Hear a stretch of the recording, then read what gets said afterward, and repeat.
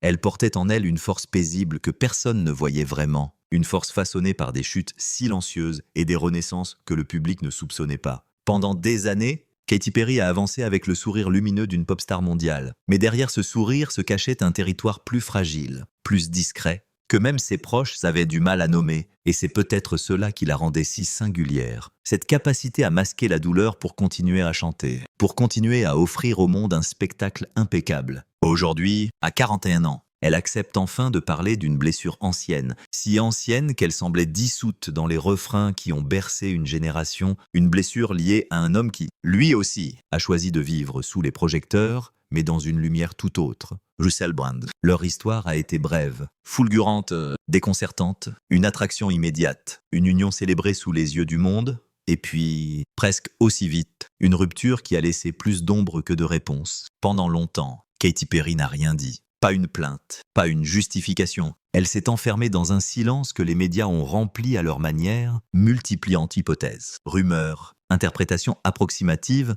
Elle, de son côté, a continué à travailler, à voyager, à jouer son rôle d'icône pop avec une discipline presque militaire. Mais le silence, parfois, pèse plus lourd que les mots. Alors pourquoi parler maintenant ? Pourquoi, après tant d'années, accepter de revenir sur cette période où tout semblait s'effondrer à l'intérieur, alors que le monde, Louis, la voyait triompher, parce que le temps a fait son œuvre, parce que certaines douleurs prennent des décennies avant d'être comprises, digérées. Accepter, parce que devenir mère a ouvert en elle un espace où la vérité n'était plus une menace, mais une libération, et surtout parce que, dit-elle, on ne peut pas grandir en évitant indéfiniment les fantômes de son passé. Ce documentaire commence au moment précis où Katy Perry décide de rompre ce silence, pas pour se justifier, pas pour accuser, mais pour raconter, avec une voix apaisée et ferme, ce qui s'est réellement passé entre elle et Russell Brand.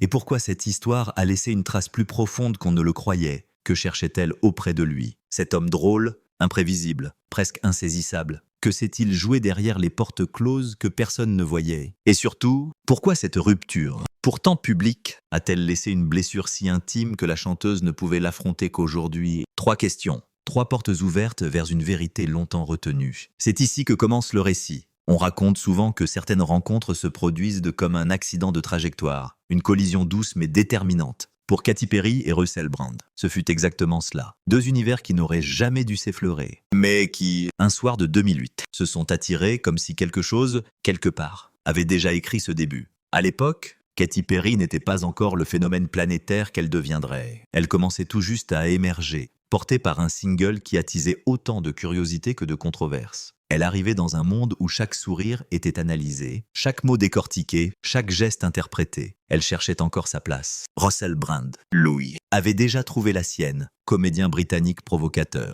magnétique, souvent ingérable, qui fascinait autant qu'il dérangeait. Sa réputation le précédait, mélange d'humour décapant, d'intelligence vive et d'excès assumé. Leur première véritable conversation eut lieu lors des MTV Video Music Awards à Los Angeles. Moment bref, presque anodin pour ceux qui observèrent de loin, mais pour elle, il y eut une évidence étrange. Cet homme, imprévisible et déstabilisant, la regardait comme si le tumulte autour n'existait pas. Il avait cette façon de vous écouter. Vraiment, dira-t-elle plus tard. Comme si personne d'autre n'était là. L'attirance fut immédiate, mais pas simple. Katy Perry venait d'un milieu conservateur, où l'humour cru et corrosif de Russell Brand pouvait heurter. Elle avançait avec prudence, lui avec une assurance presque arrogante. Pourtant, lorsqu'ils se retrouvèrent de nouveau quelques semaines plus tard, à Londres, l'écart entre leurs mondes sembla s'effacer. Ils parlèrent pendant des heures, de tout et de rien, mais surtout de ce besoin d'échapper à l'image que le public avait figée autour d'eux. Elle avoua sa fatigue face à la pression naissante.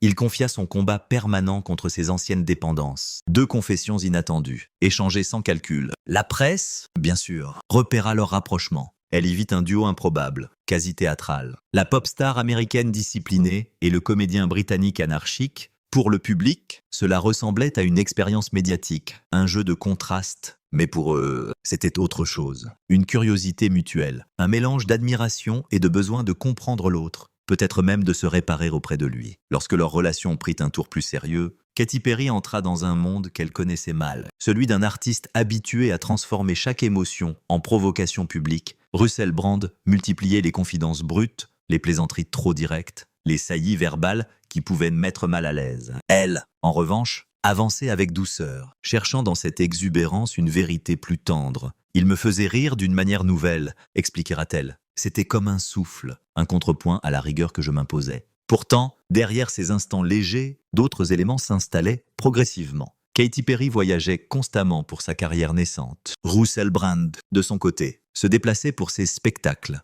ses engagements, ses projets multiples. Ils se croisaient dans les aéroports, partageant des nuits trop courtes entre deux tournées, tentaient de maintenir un lien dans l'agenda démesuré de leur vie, et paradoxalement, plus la distance entre eux augmentait physiquement, plus ils s'imaginaient capables de combler les failles intérieures de l'autre. Leur mariage, célébré en Inde, sembla sceller cette conviction. Un geste impulsif, romantique, presque mystique, éloigné des caméras, comme une tentative de se créer un refuge loin du monde. Pour Katy Perry, ce fut un engagement sincère, chargé d'espoir. Pour Russell Brand, une promesse qu'il voulait tenir, même si ses propres démons continuaient à rôder dans l'ombre. Le début de leur vie commune fut marqué par une tendresse réelle, mais aussi par un rythme épuisant. Elle partait enregistrer, tournait des clips, enchaînait les concerts. Lui continuait ses spectacles, ses interventions médiatiques, sa quête de sens qui parfois le poussait vers des retraites spirituelles improvisées. Il voulait croire que cette intensité pouvait les rapprocher. Mais déjà, certaines dissonances apparaissaient. Elle cherchait la stabilité pour construire, lui cherchait le mouvement pour comprendre. Pour l'instant, pourtant, dans la mémoire qu'elle évoque aujourd'hui, Katy Perry se souvient surtout de deux personnes tentant sincèrement de se rejoindre malgré leurs différences. Deux artistes qui, un instant, crurent que l'amour pouvait suffire à apaiser les blessures anciennes. Mais alors, comment cette alchimie si particulière a-t-elle pu se transformer en fracture silencieuse? Qu'est-ce qui, au fil des mois, a commencé à se fissurer sans qu'ils ne s'en rendent compte? Et surtout, pourquoi ces premières dissonances annonçait-elle déjà la tempête à venir? Au tournant des années 2010, la trajectoire de Katy Perry prit une dimension que peu d'artistes atteignent vraiment. À peine quelques mois après son mariage, elle devint l'une des figures majeures de la pop mondiale. Ses titres dominaient les classements. Ses tournées affichaient complets. Ses clips accumulaient des centaines de millions de vues. C'était une ascension fulgurante, presque irréelle, qui la propulsait dans une sphère où chaque mouvement avait une portée symbolique et commerciale. Son album Teenage Dream, sorti en 2010, marqua une record historique. 5 singles numéro 1 au Billboard Hot 100, un exploit jusque-là réservé à Michael Jackson. Le monde entier reprenait en chœur ses refrains, souvent joyeux, toujours percutants. La couleur et l'énergie qu'elle insufflait à sa musique devinrent une signature mondiale. Mais derrière cette lumière spectaculaire, une vie intime tentait tant bien que mal de suivre. Russell Brand, lui aussi, vivait son propre sommet. Hollywood lui ouvrait ses portes. Les studios cherchaient à capter son humour décapant, son charisme imprévisible. Entre films, interviews, tournées de stand-up et engagements personnels, il se retrouvait au cœur d'une effervescence constante. Le couple, alors, représentait un contraste fascinant. Elle, l'icône pop disciplinée. Lui, le troublant britannique au verbe brillant et déroutant. Mais durant cette période de réussite exceptionnelle, un paradoxe s'installa. Leur notoriété commune, loin de les rapprocher, créa une forme de décalage intérieur. Katy Perry, portée par un agenda surchargé, vivait au rythme de la tournée mondiale California Dreams Tour. Plus de 120 dates sur plusieurs continents, pour chaque concert. Elle offrait une performance millimétrée, où chaque détail avait été répété, calibré. Elle donnait tout, physiquement et émotionnellement, sans jamais laisser entrevoir la fatigue. Russell Brand observait cela avec admiration, mais aussi avec une distance croissante. J'avais l'impression que le monde entier la réclamait, confiera-t-il des années plus tard. Et moi, je n'arrivais pas à trouver ma place dans ce tourbillon. C'était dit sans acrimonie, mais avec un constat clair. La machine pop, lorsqu'elle atteint une telle vitesse, laisse peu d'espace à ceux qui ne s'y sentent pas naturellement adaptés. Une autre tension se glissait progressivement, leur rapport au succès lui-même. Pour Katy Perry, la réussite représentait le fruit d'années d'efforts, de refus, de combats, pour exister dans une industrie dominée par des attentes contradictoires. Pour Russell Brand, la célébrité était un terrain plus ambigu, qu'il abordait parfois avec ironie, parfois avec lassitude. Il cherchait une forme de vérité intérieure, loin du bruit médiatique. Elle, au contraire, devait composer avec ce bruit pour poursuivre son ascension. Et pourtant, lorsqu'il se retrouvait loin des plateaux et des scènes, il tentait de préserver une normalité fragile, ils cuisinaient ensemble, regardaient de vieux films britanniques, parlaient de leurs enfances respectives, si différentes, mais marquées par le même besoin d'être entendues. Ces moments, elle le dit aujourd'hui, furent parmi les plus doux. On avait l'impression d'être deux gens ordinaires, Enfin, raconte-t-elle. Deux gens qui essaient de comprendre ce que la vie leur offre, mais la réalité extérieure rattrapait toujours ces parenthèses. Les tabloïds s'emparaient du moindre détail, la moindre absence, le moindre mot. Chaque voyage de Russell Brand devenait sujet à spéculation. Chaque photo de Katy Perry seule déclenchait des rumeurs. Leur vie privée devenait un champ d'interprétation, souvent malveillante. Et il fallait tenir, sourire, avancer, comme si ces projections extérieures n'affectaient en rien. L'année 2011 fut à la fois la plus triomphale et la plus éprouvante. La tournée mondiale atteignit son apogée. Katy Perry enchaîna les récompenses, les apparitions, les titres numéro 1. Elle semblait invincible. Russell Brand, Louis, évoluait dans un monde parallèle, celui des plateaux de cinéma. Des interviews longues, des réflexions publiques sur la société et l'addiction. Deux réussites éclatantes, mais qui ne vibraient plus exactement sur la même fréquence. Pourtant, un détail marqua cette période. Chacun, à sa manière, tentait de soutenir l'autre. Katy Perry venait aux premières de films quand son emploi du temps le permettait. Russell Brand assistait à plusieurs concerts, fier de la voir conquérir les foules. Mais derrière ces gestes apparaissait une question silencieuse. Comment maintenir un foyer lorsque deux destins se déploient à une vitesse que personne ne peut ralentir? Ce furent des années brillantes, magnifiques, presque irréelles,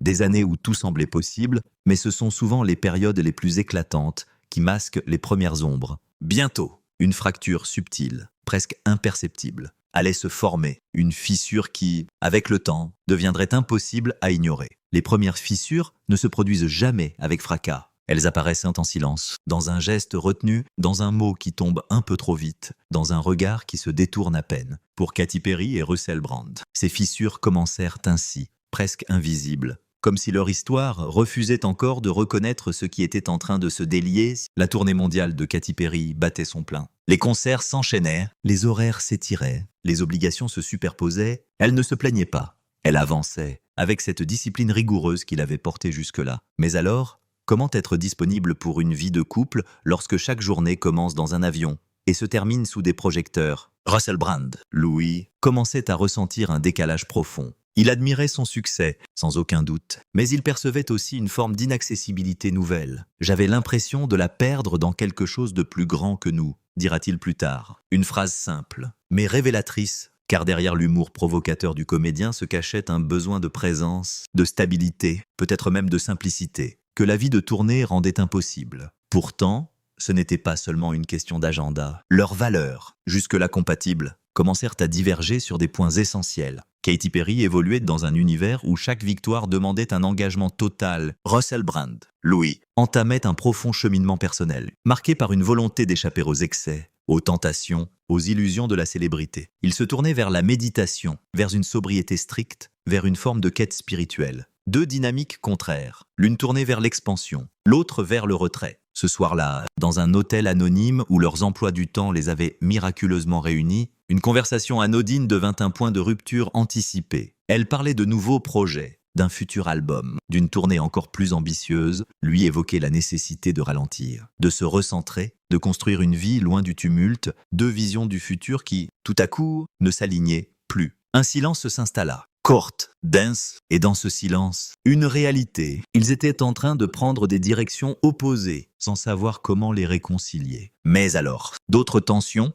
plus concrètes, émergèrent. Russell Brand détestait l'exposition médiatique permanente. Katy Perry en dépendait pour maintenir son statut. Elle devait partager sa vie sur les réseaux, répondre aux interviews, sourire aux caméras. Lui fuyait ses obligations, qui le renvoyaient à une image dont il voulait se détacher. Pourtant, il y eut encore des tentatives. Ils décidèrent de prendre du temps ensemble, d'organiser des moments hors des radars, de s'accorder des parenthèses. Mais ces tentatives prenaient souvent l'apparence d'un effort, non d'un élan naturel. À mesure que l'un avançait, l'autre se sentait retenu. À mesure que l'autre ralentissait, l'un se sentait bridé. Et puis, une inquiétude plus intime s'ajouta, la question de fonder une famille. Katy Perry, malgré son désir profond, se savait incapable d'assumer une grossesse en plein milieu de tournées titanesques. Russell Brand, Louis, semblait prêt à envisager une vie plus ancrée. Ce décalage créait une tension silencieuse, une incertitude qui les fragilisait davantage. La presse, bien sûr, s'empara de ces signaux, souvent amplifiés, parfois fabriqués, mais derrière le bruit médiatique, la réalité était plus simple et plus douloureuse.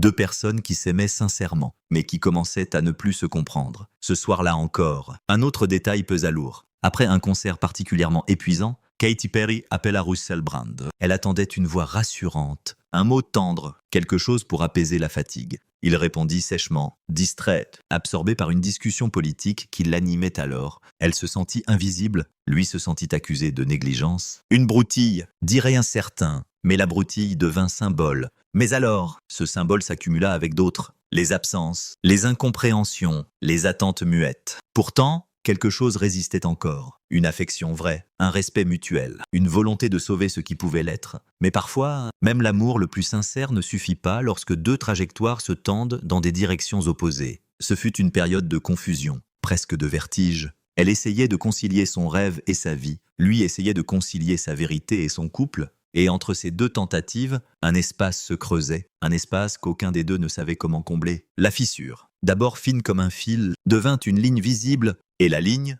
bientôt, allait devenir une brèche. La crise, lorsqu'elle arriva, ne prit pas la forme d'une explosion spectaculaire. Elle se manifesta dans un geste simple, presque banal. Un message qui allait tout faire basculer. Le 31 décembre 2011, alors que Katy Perry s'apprêtait à monter sur scène pour l'un des concerts les plus importants de sa tournée, Russell Brand lui envoya un texte bref, presque administratif. Il demandait le divorce, sans autre explication, sans préambule, sans voix pour porter les mots. Ce fut une coupure nette, froide, brutale dans son apparente simplicité. Elle lut le message, elle resta immobile, elle respira profondément, puis elle remit son sourire, son costume, son personnage, et elle monta sur scène. « C'est cela, dit-elle aujourd'hui. La part la plus violente, l'obligation de continuer alors que l'intérieur s'effondre. Je n'avais pas le droit d'exister en tant que femme à ce moment-là. Je devais exister en tant que star. » Cette phrase, qu'elle prononça bien des années plus tard, résume la nature exacte de la crise. Un choc intime rendu invisible par la mécanique implacable du spectacle.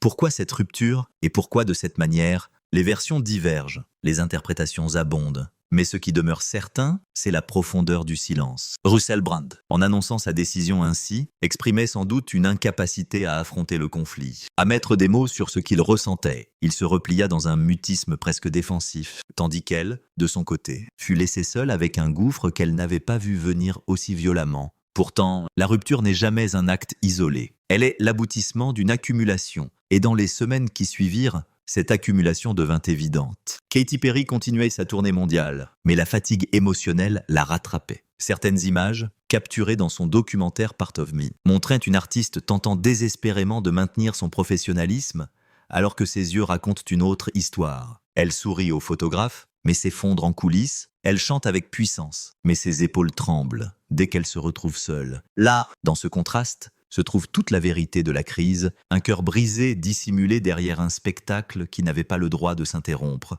Russell Brand, quant à lui, s'éloigna rapidement. Il chercha refuge dans une quête personnelle, faite de sobriété, de méditation, de reconstruction intérieure. Certains y virent une fuite, d'autres une tentative honnête d'échapper à un cycle destructeur. Mais la manière resta douloureuse. Il coupa presque tous les contacts avec Katy Perry, comme si la séparation exigeait l'effacement immédiat de ce qui avait existé. Ce soir-là, lors d'un concert particulièrement éprouvant, Katy Perry dut prendre une décision difficile. Elle hésita à annuler, elle prit son téléphone, relut le message de divorce, sentit sa gorge se serrer, puis, lentement, elle effaça l'écran, inspira et dit simplement « Je dois y aller ». Ce fut une scène silencieuse, invisible pour le public, mais décisive. Elle prouva qu'elle pouvait tenir. Mais ce soir-là, elle y laissa quelque chose. Une innocence, une foi naïve dans l'idée que l'amour suffit toujours. La crise ne fut pas seulement sentimentale, elle fut identitaire. Pour la première fois, Katy Perry comprit qu'elle ne contrôlait rien de ce qui se jouait en dehors de la scène. Le monde voyait une femme triomphante. Elle sentait en elle une fracture ouverte. Elle tenta de se raccrocher à son travail, mais la douleur s'invitait partout. Dans les répétitions, dans les trajets en bus, dans les chambres d'hôtel impersonnelles où le silence se faisait menaçant. Et pourtant, dans ce chaos, un élément demeurait constant. Son refus de laisser cette rupture définir qui elle était. Elle ne répondit jamais publiquement à Russell Brand par acrimonie. Elle ne chercha pas à exposer sa version des faits. Elle laissa le temps faire son œuvre. C'est ici que la dimension humaine prend le pas sur la dimension spectaculaire. Car l'essentiel n'est pas la rupture elle-même, mais ce qu'elle provoqua, un effondrement intérieur qui la poussa à s'interroger sur sa valeur, sur ses limites, sur ce qu'elle voulait réellement dans sa vie. La crise fut donc double, un mariage qui s'effondre. et une femme qui se retrouve face à elle-même, dépouillée de ses certitudes. « J'ai touché le fond », dira-t-elle sobrement. Une phrase simple, sans pathos, mais qui dit tout. Toucher le fond n'est pas une métaphore, c'est une réalité émotionnelle. La tempête était là, et lorsqu'elle se calma, lorsque le bruit se dissipa, quelque chose d'inattendu commença à apparaître. L'espace pour reconstruire. Après la rupture, il n'y eut ni fracas médiatique, ni règlement de compte public. Il y eut, d'abord, un silence lourd, presque épais, où Katy Perry tenta de retrouver un équilibre fragile. La tournée continuait son cours, et chaque soir, elle devait offrir à des milliers de spectateurs la même énergie, la même voix, la même intensité. Mais lorsque les lumières s'éteignaient, elle rentrait dans une solitude que personne ne pouvait partager. C'est durant cette période, dit-elle aujourd'hui, qu'elle a compris ce que signifiait vraiment tenir debout lorsqu'on a l'impression de ne plus avoir de colonne vertébrale. Elle cherchait des repères. Elle appelait parfois des amis au milieu de la nuit, sans savoir quoi dire. Elle écoutait les messages laissés par sa sœur. Des mots simples,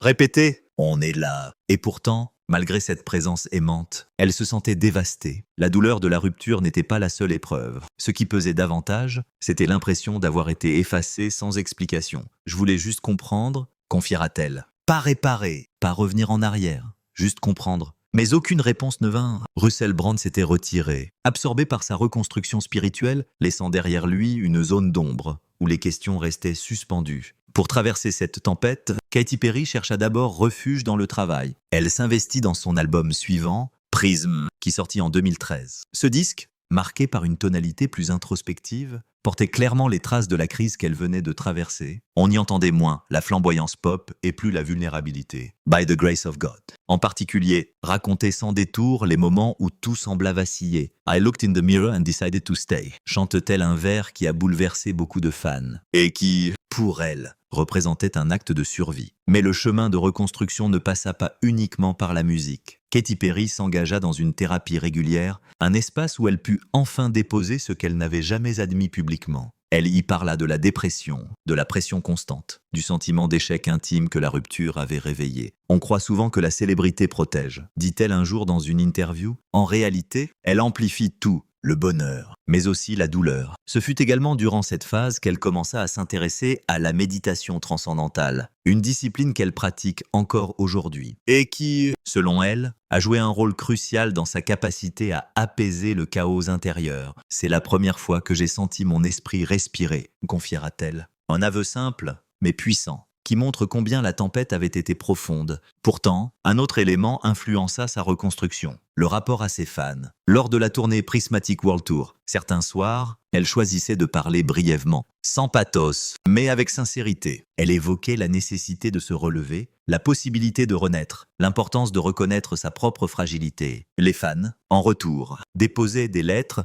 des messages, des confessions. Et dans ces échanges, elle trouva un sens nouveau, celui d'une communauté qui partageait ses propres fractures, mais lorsqu'elle évoque aujourd'hui cette période, un détail revient souvent, la nécessité d'apprendre à se pardonner. Se pardonner de ne pas avoir vu les signes, se pardonner d'avoir aimé trop vite, se pardonner d'avoir cru que le travail pouvait tout réparer, cette introspection devint centrale dans sa transformation. Pendant ce temps, Russell Brand poursuivait son chemin loin d'elle. Il publia des ouvrages, donna des conférences, approfondit ses engagements politiques et spirituels. Il parlait parfois avec retenue de son mariage, reconnaissant qu'il n'avait pas su gérer la pression, ni comprendre ce dont Katy Perry avait réellement besoin. Ses paroles, certes tardives, apportèrent un éclairage, mais ne changèrent rien à ce qu'elle avait traversé. Et puis la vie, doucement, recommença à s'ouvrir. Katy Perry retrouva l'envie d'aimer, l'envie de croire à un avenir plus calme. Sa rencontre avec Orlando Bloom, quelques années plus tard, marqua une tournant. Cette relation, plus lente,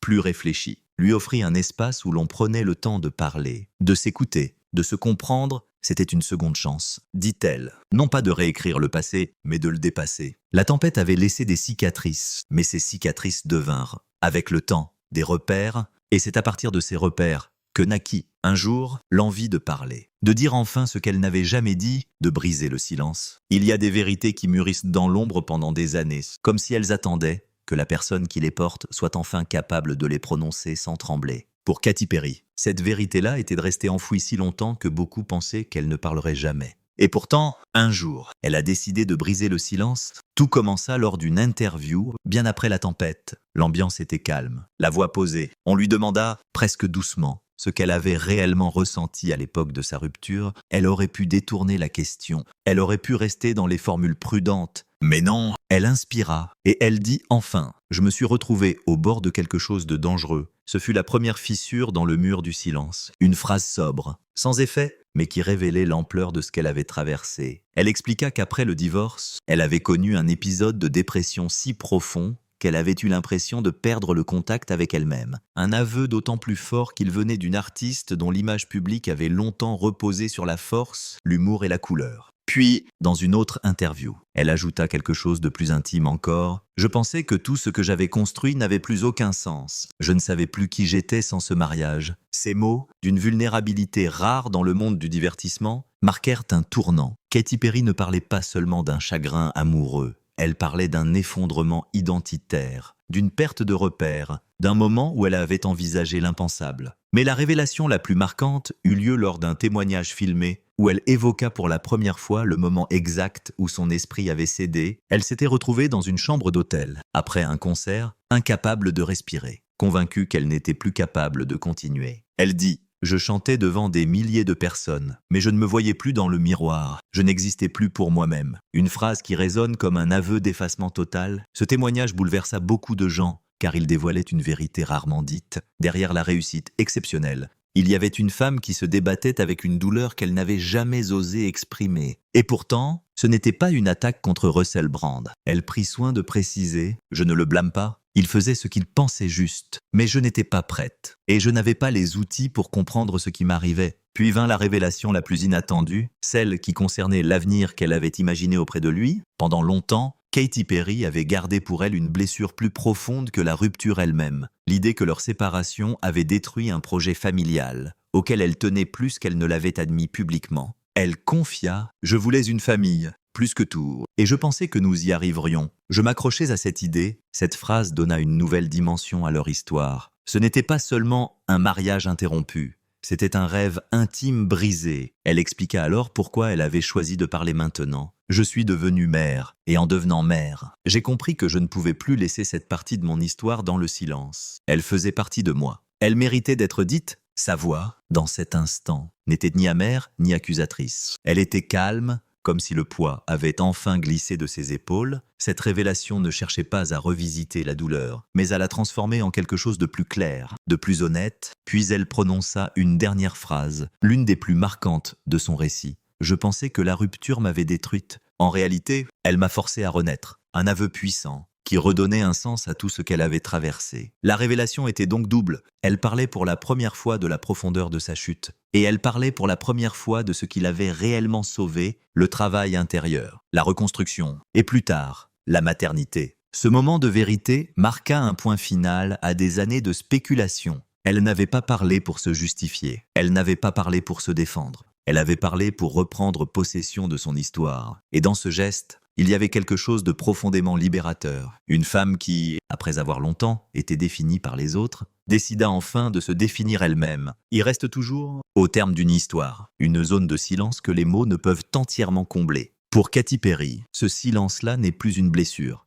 Il est devenu un espace où la mémoire respire autrement, avec moins de douleur, avec plus de douceur. Lorsque l'on regarde son parcours aujourd'hui, on ne voit plus seulement la rupture, la tourmente, les années de confusion. On voit une femme qui a traversé l'effondrement pour mieux comprendre ses propres fondations. Une femme qui a appris que la force n'est pas toujours un éclat, mais parfois une lente reconstruction. Et Russell Brand, de son côté, poursuit sa route, fidèle à ses engagements personnels, à ses convictions, à son travail d'introspection. Leurs chemins ne se sont jamais recroisés publiquement, mais ils se respectent de loin, comme deux voyageurs ayant partagé un chapitre important trop court, trop fragile, mais fondateur. D'une certaine manière, le temps a transformé leur histoire en matière plus fluide, moins tranchante. Katy Perry parle de cette période sans amertume, comme d'un passage obligé, une étape nécessaire dans la compréhension d'elle-même. « Je n'aurais pas été celle que je suis aujourd'hui sans ce que j'ai vécu », dit-elle, pas pour glorifier la douleur, mais pour reconnaître que certaines fractures éclairent ce qui doit être réinventé. Sa vie actuelle ressemble à une page tournée sans être arrachée. Elle est mère, elle est artiste,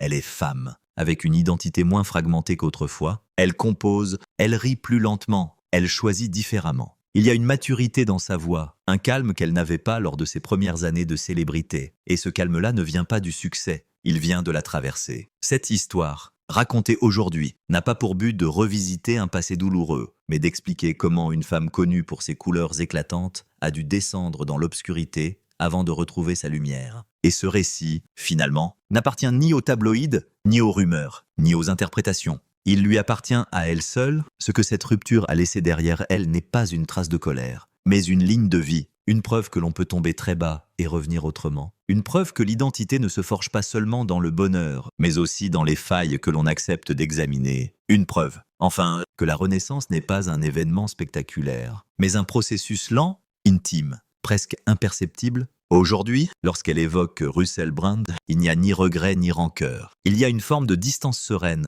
une manière de dire « c'était une histoire, elle m'a fait souffrir, elle m'a fait grandir, et maintenant, elle repose là où elle doit être, dans le passé. » Il ne reste alors qu'une image, ni une scène de rupture, ni un instant de gloire. Une image immobile, simple, presque silencieuse. Une table, une photographie posée dessus, un peu vieillie sur les bords. Deux sourires capturés à un moment où tout semblait possible. Le temps, Louis, ne dit plus rien. Il se contente de laisser cette image exister, sans l'alourdir, sans la juger, comme un témoin discret d'une histoire qui a trouvé sa paix